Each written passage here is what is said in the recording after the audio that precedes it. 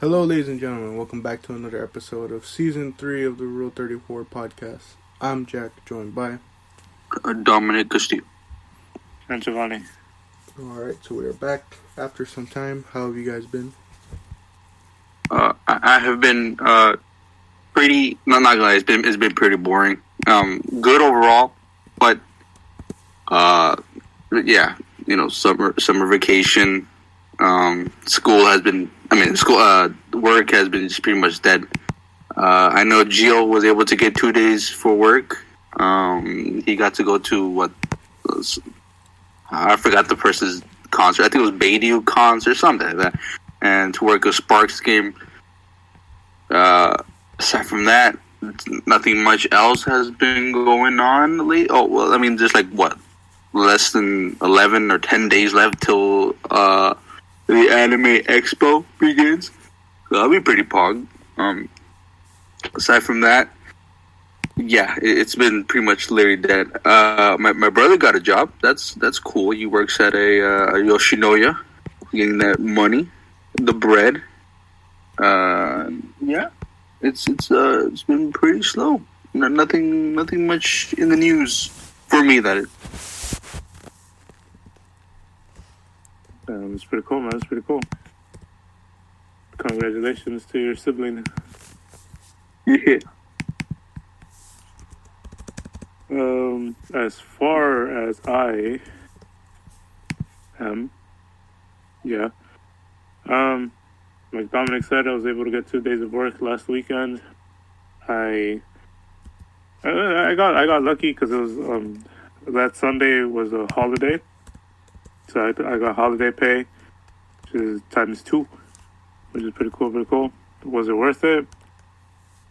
Not really, because it was so dead, man. We had. Dude, the one suite had popcorn, and that's it. That was their entire order, popcorn. That's it? That was it. C9 had popcorn. That was the order for that level. It was. I mean, I was reading my book in this pantry, so it wasn't that bad. It's like the deadest I've ever seen. Like it didn't even feel like we had an event. Besides that, I'm really close to finishing that book. It's called "The Subtle Art of Not Giving F Word." It's like that's the actual title of it. I'm really close to finishing that. I have 7 books coming in today. Hopefully, if UPS actually deliver my package today, and I got one yesterday, which I'm really excited about. It's Ego is the Enemy by Ryan Holiday. I was just skimming through it just to kind of see what the vibe of the book would be, and the title of the chapters really intrigued me, so I decided to start that one next. And then what else? Cool. I'm in the process of applying. No, not applying, but properly registering to LECC.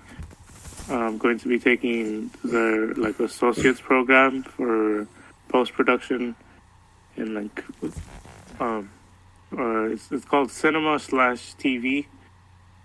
TV something, I don't even know.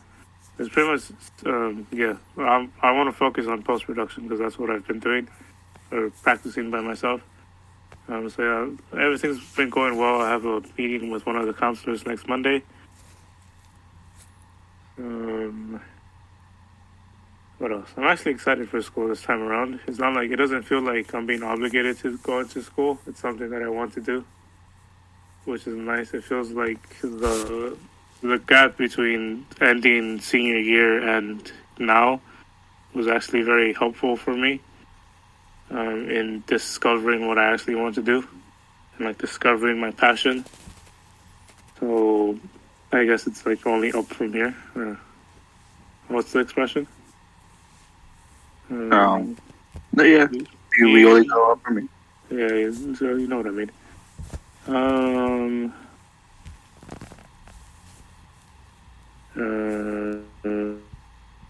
That's pretty much it for me. Kind of slow. I miss my job. I miss having money every 2 weeks.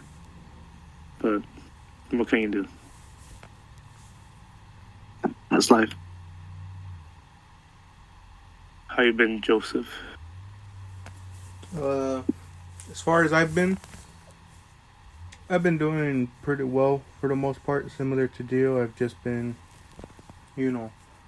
getting everything together to start school as well. Been having to send them like my transcripts, my test scores, because right now it says I need to take certain classes, but like I'm like 99% sure that if my AP, like I'm pretty sure like my AP credits and even a lot of the classes I took at UCLA should be able to transfer over and fulfill some of the credits that they want me to fulfill. I may have to go and get my high school transcript because of some of the classes they want us to take, where it's like, why should we have to take that again when we took it in high school, like when it says like taking geometry or algebra, it's like we already did that, And the funny part is like during the application they even ask you, they're like, oh, what's the highest form of math and English you took? And it's like, I put the highest form I took was calculus, and yet it's still like, oh, well, here are some requirements for the associates program, and it's like, oh, you need to do these math programs, and it's like the ones we've already done, so it's like trying to get all of that sorted out. And then what else? I don't know. Yesterday I wrote a script for my next video. I don't know. I've been trying to like write more, but at the same time I know I can't force it, and yesterday was sort of an example of that, where it's like I didn't force any of the writing, it just all came to me. So it's like I'm trying to be more patient with it all. I've also been playing a lot more Overwatch recently. I mean, not like a whole lot more. Like, I'll play it sometimes and then like take a break from it. But like for the most part, I've been playing it solo a lot lately, and it's been alright this season. It's not that bad. I've actually played competitive for a bit, which is surprising because it's been a while since I've touched it. But I played enough games, and then I ended up ranking down because I had a 5-4 record. But that's the pain of Overwatch. Like in 2 of those losses, it was literally not on me. It was like, it's not even like trying to cope, but like it literally wasn't on me, or like even some of my other teammates. It was always like, we'd get a bad tank, or like you'd get DPS who couldn't do anything in the match, and you're just like, how am I supposed to be expected to win with these teammates? It was like that sort of thing. So, but yeah, I don't know. The game's been kind of decent so far. It hasn't been too bad. I feel like once again people sort of exaggerated the patches that they made, because like I don't know, maybe it's just because of like the skill rank that I'm at that I don't notice it as much as like higher ranks. But like I've barely played against any Maze in the new update. I've barely played against Cassidy at all. I feel like I've played against more Sombras than anything. But other than that stuff, I'm trying to think, what were some other things I've done recently? Can't really think of any though. I don't know. At this point, it's like, I don't know. I'm just trying to take it day by day, but also it's like there's a couple things I'm looking forward to. Like I've mentioned it, there's the Paramore concert, start of school. I got the NF concert coming up. Got a concert right after that. Got some stuff to look forward to, thankfully. But other than that, I've just been chilling. It'd be like that sometimes. There was what was I gonna say? What were we gonna say? Oh yeah, I did my tax return, my first ever tax return.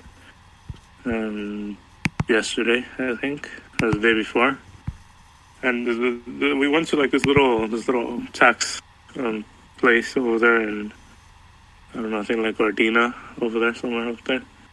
And the dude the person that was helping us, I really like that guy's attitude. He's super friendly. He's like one of those like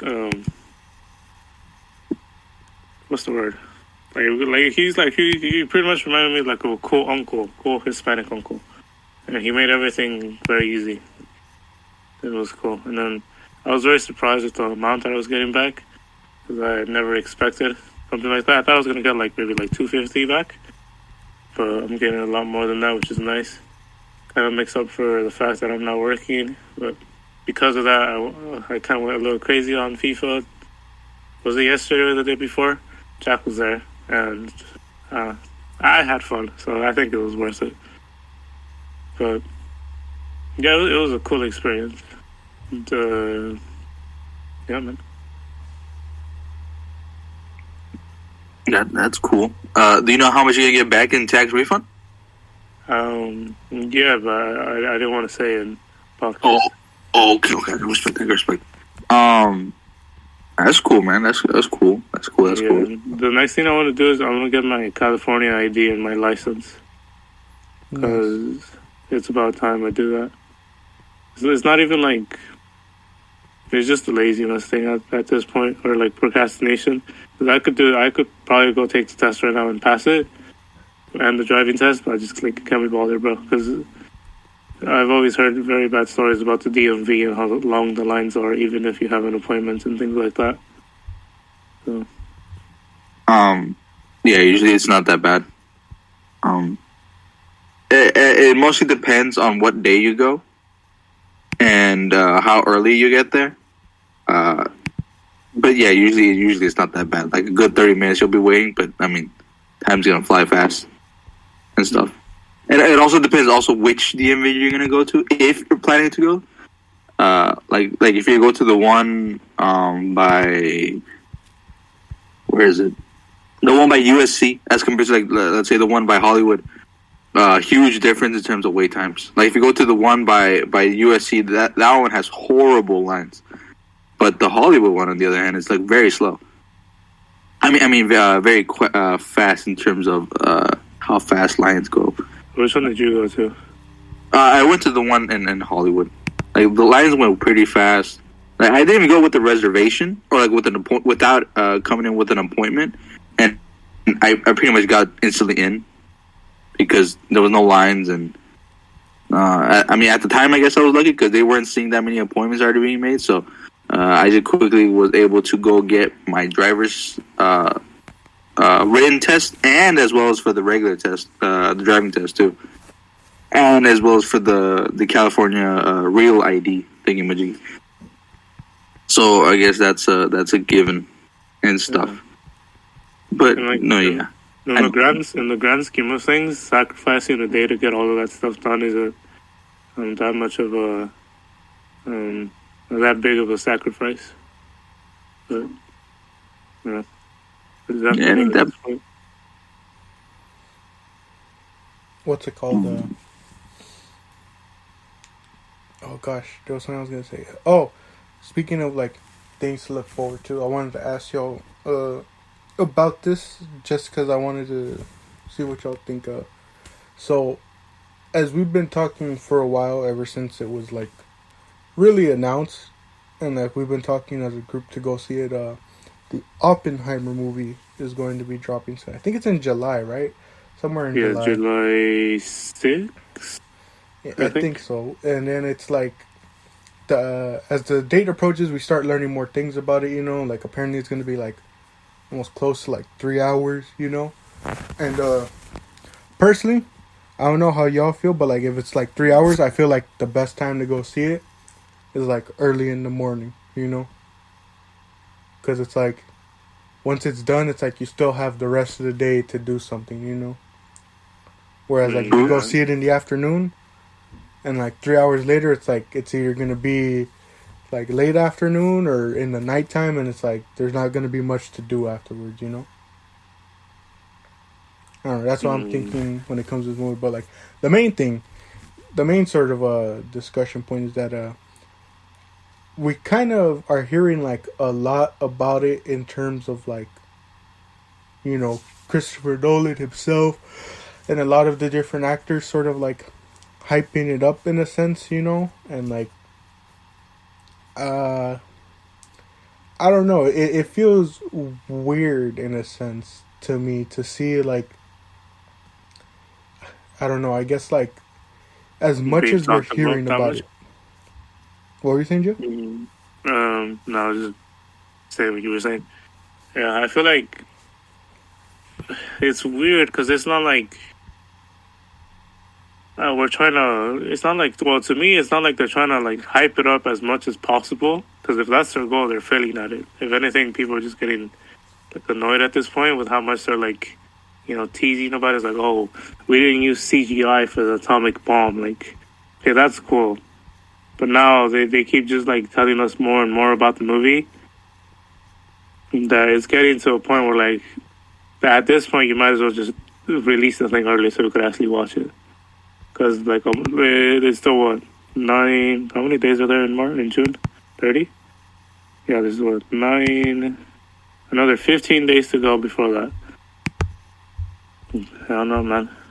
It's like they're setting the bar pretty high based on what they're saying, and then, like when we go watch it, it's gonna be like,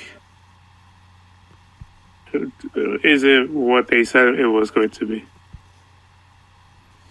Yeah, I definitely feel that, especially because like I don't know, they start like talking about the experience and all that, and like I think like the biggest headline that got me to go like, okay, you're doing too much is like when they said like people are gonna walk out the theater and like in shock basically and like not know what to say, and it's like, okay, let's calm down for a second, you know. Like I get hyping up the movie, but at the same time, it's like, I don't know, you hear like someone saying stuff like that, and it's like, okay, you might want to calm down a bit because it feels like you're setting expectations too high for your audience, you know? The runtime of it kind of scares me because I just googled like other 3-hour long movies, and you have Endgame, Titanic. Apparently, King Kong is 3 hours long. What? I don't know, but it feels like 3 hours is such a long period. And Jose fell asleep during Across the Spider-Verse, and that was actually a good movie. And this is literally what's it called? It's not. Would you call it a biography? I guess you would call it like a historical recount. Yeah, it's literally going to be like A lot of historical dialogue. facts. Yeah, and telling us all of the significant events that happened during this period of history. That's not going to be very exciting. We're not going to be like, oh my god, this conversation between Oppenheimer and Albert this Einstein. other guy was like, God, I've been waiting for this my entire life. No, we're going to be like, all right, bro, show us the bomb already. Because that's all we care about, really. We just want to see the bomb. So Jose's falling asleep. Dom's falling asleep. Willie might fall asleep if he goes with us. I might fall asleep, to be honest with you. Especially if we get go to like the theater with the recliner seats again. Yeah. It was literally the funniest thing ever watching Jose slowly fall asleep. Like, he was, like, getting comfortable.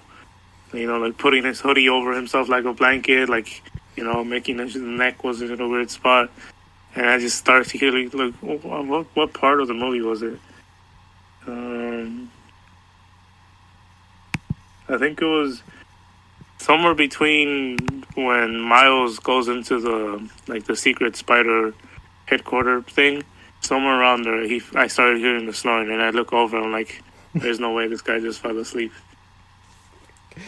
Oh man, yeah, that was too funny. Yeah, the runtime definitely, like, it reminds me of oh man, when I went to see the Batman, it was like months after its premiere date, and me and my friends, we we were only planning to go see the Jujutsu Kaisen movie, but then we were like, oh, why not do a double header and like watch the Batman right before? And we forgot like the Batman was gonna be close to like 3 hours long.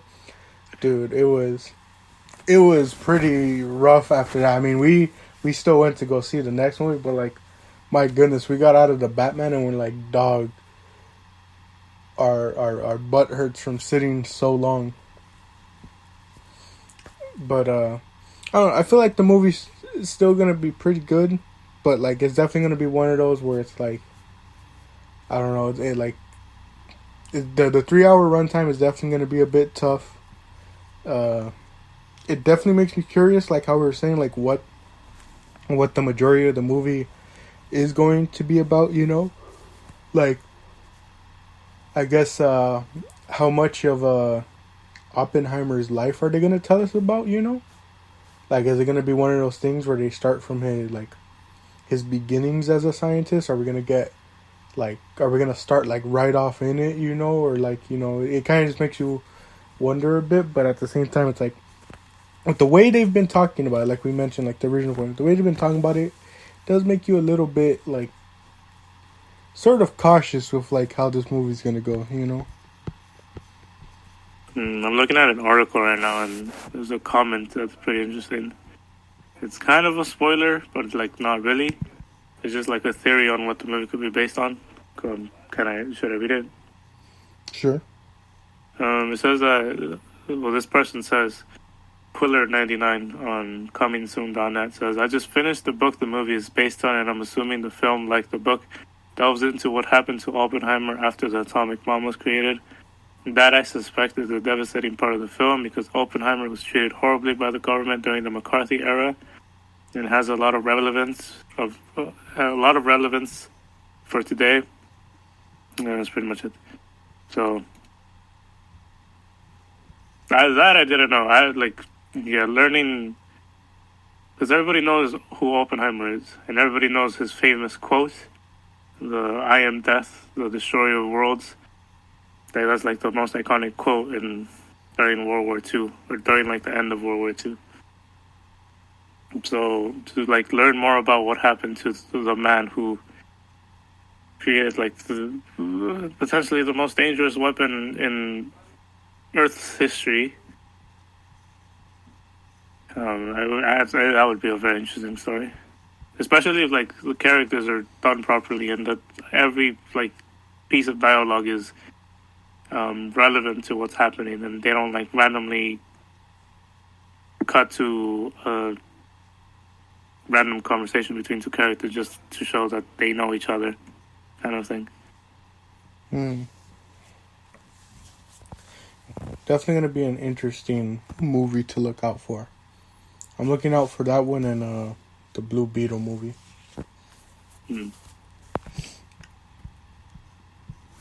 Do y'all think that Blue Beetle movie is actually going to be good? Because I feel like it's just going to be just another movie in the storyline. It's going to fall off. That's just me, though.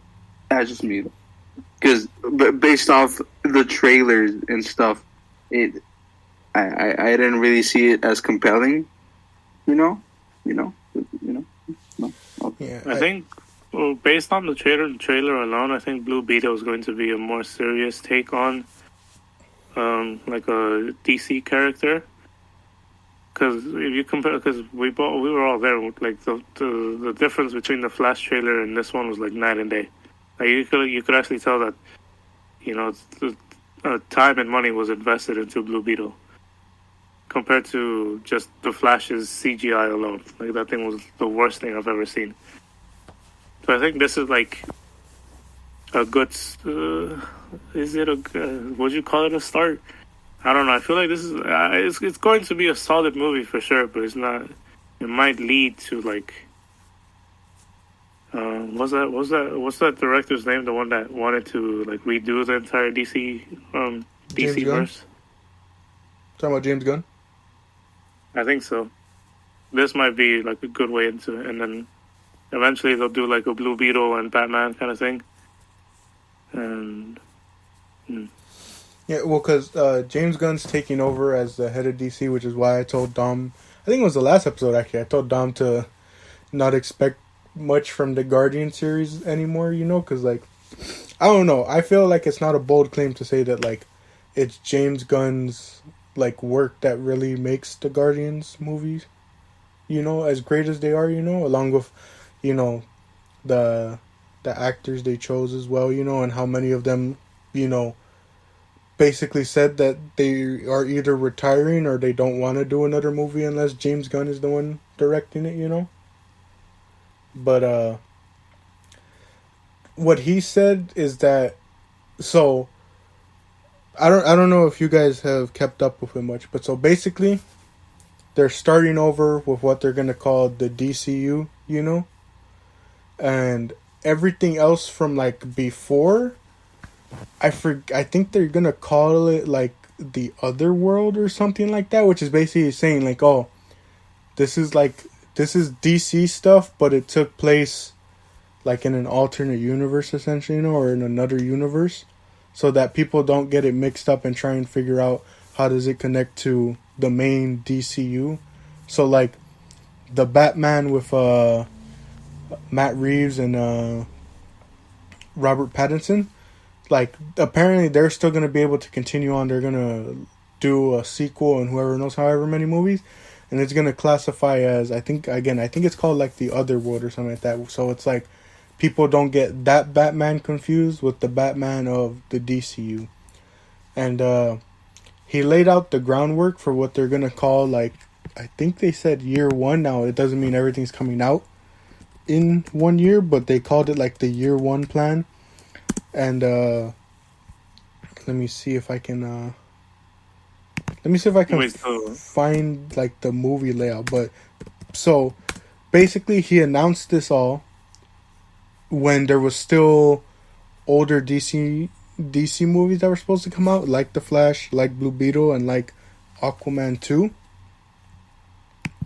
And so and the Shazam movie too, the sequel to Shazam. So everyone was kind of like, well, where are we going from here? You know, like, are these movies canon to the new DCU? Are they gonna connect and all that?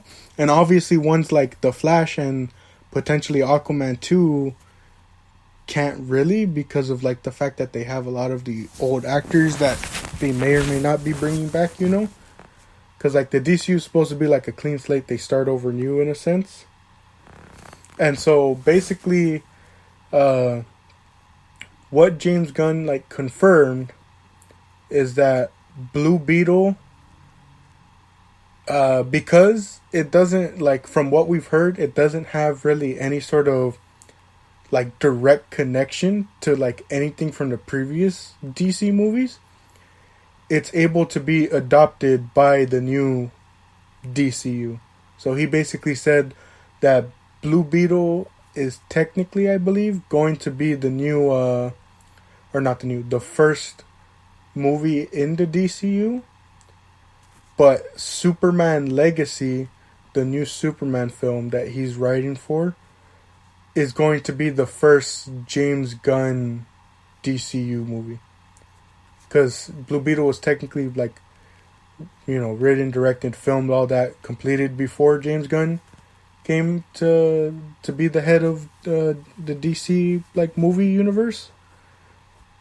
So Superman Legacy is going to be the first James Gunn DC movie, but they're adopting Blue Beetle because, you know, it basically has no connections that they can easily slot him into James Gunn's new universe. At least from what I've heard. So Robert Pattinson's Batman is not going to be part of that universe? No, they're going to do their own... The Batman... So, for year one, James Gunn has announced that, you know, as far as the heroes you guys may recognize, they're doing a Superman movie. They're going to do a Green Lantern television series. What else are they going to do? A HBO Max series set in Wonder Woman's birthplace, but I don't know if that will... I don't know if that's going to introduce a new Wonder Woman or not. They're doing Batman, the Brave and the Bold, and it's going to be a new Batman, and will introduce, as he said, Damian Wayne as Robin. Oh, Damien. Yeah, but so here's the thing that like I sort of like, that like it seems to be the direction that James Gunn is taking this DCU. It's not just going to be a whole bunch of origin stories, you know? Because like, think of it like kind of like how Spider-Man, you know, where it was like, you know, anytime they kept restarting with a new Spider-Man, they had to do like from the very beginning. And then when they did it with Tom Holland, they were like, you know what, we're just jumping right in. You know who Spider-Man is. You're going to jump in when he's been Spider-Man for like a little bit of time, you know? And it seems to be like that's what he wants to do, like with the DCU. Like instead of wasting time having to do Superman origin, Batman origin, all these other characters' origins like Wonder Woman, Green Lantern, Aquaman, having to redo them all over again, he's basically going to start and like he's going to show you like their origin, like maybe in the movie, but it's not going to be the sole focus, you know? And so what he made it sound like is that like you're going to see a lot of characters already be sort of pre-established. So like a lot of people see this new Batman movie and the fact that Damian Wayne is going to be Robin, and they're like, okay, well maybe that means that, you know, Dick Grayson as Nightwing, maybe even Red Hood, you know, like these characters might already be established, you know, Batgirl might already be established, trying to remember some of the other Robins, you know, like they may already be established in the universe and we don't have to go through the whole origin of it, you know. I feel like, or what I would want for the Damien one is, like, did you ever watch the Son of Batman, the animated movie? I don't think so. I want something similar to that where Batman is, like, told that he has a son. Not that, oh, he's already there.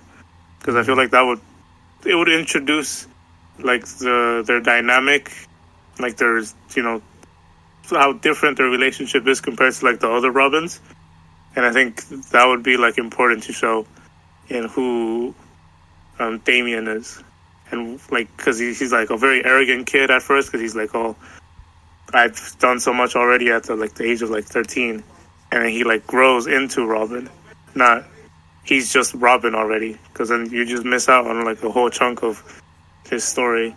As for the other ones, it's kind of cool because, like, especially for like the Superman Legacy one, if they do like, oh, here's Superman's origin story again, everyone knows it at this point.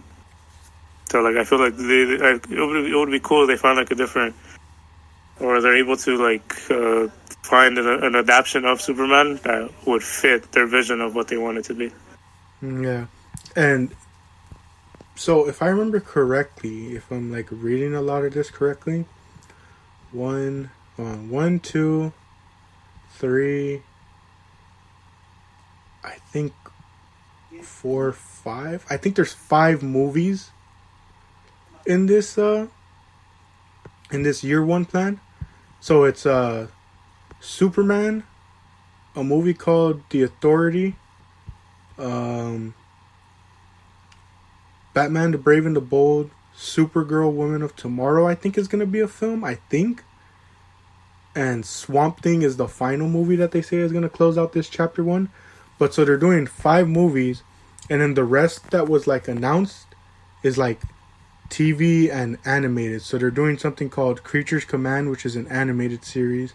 Waller, a TV spin-off of Viola Davis as Viola Davis as Amanda Waller, the one who oversees the Suicide Squad. Like I said, the Green Lantern television series, the Paradise Lost one, which is going to be an HBO Max series. Booster Gold is going to be an HBO Max series.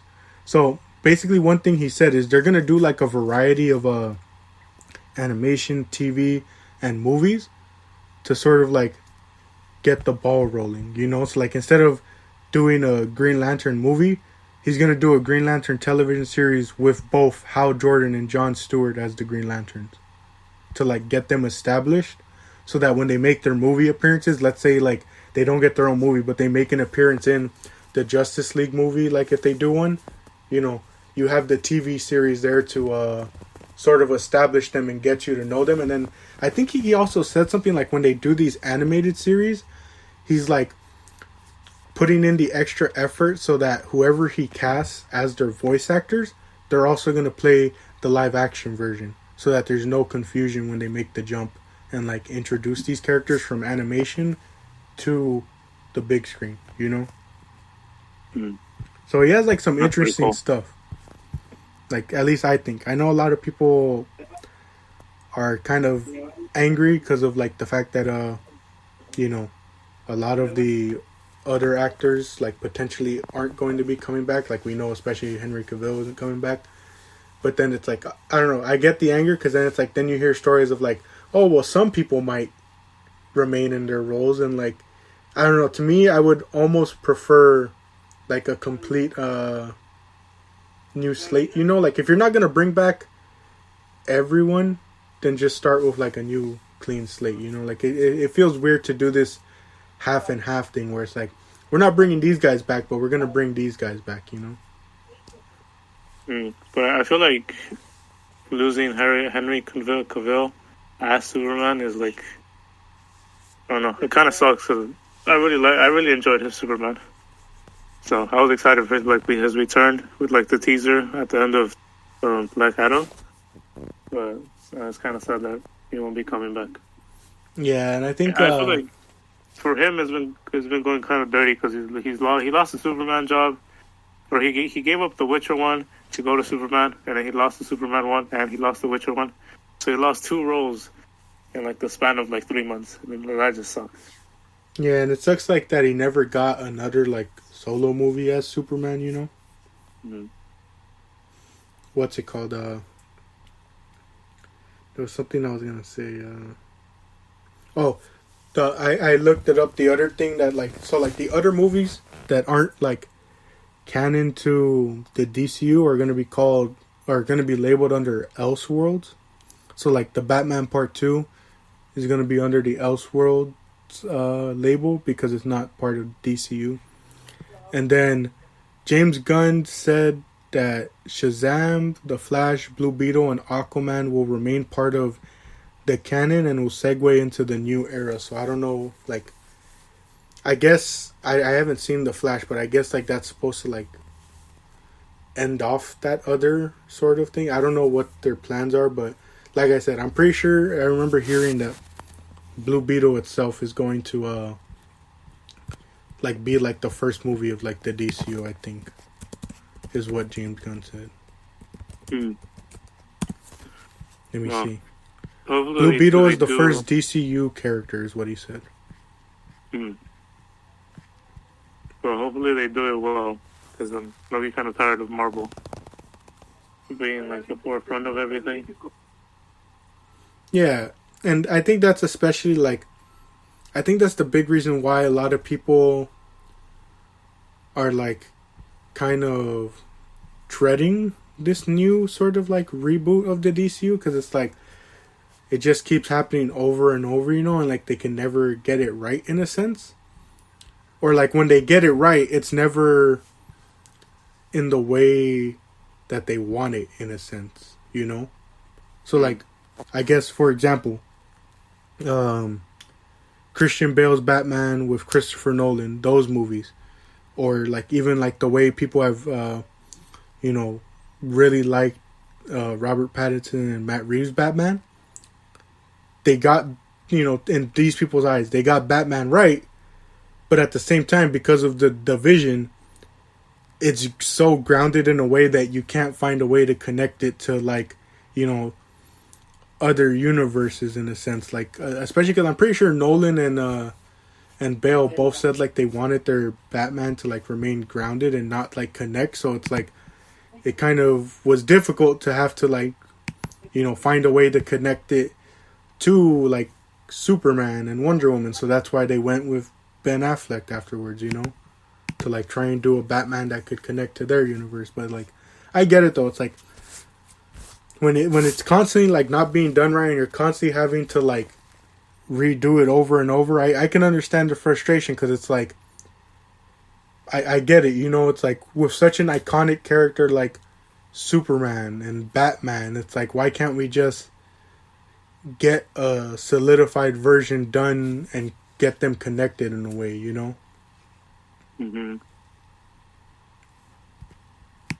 But I It's kind of definitely, now that you mention it, it's kind of weird because it would have made more sense, I guess, in like the grand scheme of things, to start with one of the, I guess, like the founding members of the Justice League, or like, you know, someone like that has like a high profile when it comes to like Superman, Batman, Wonder Woman, and all that stuff.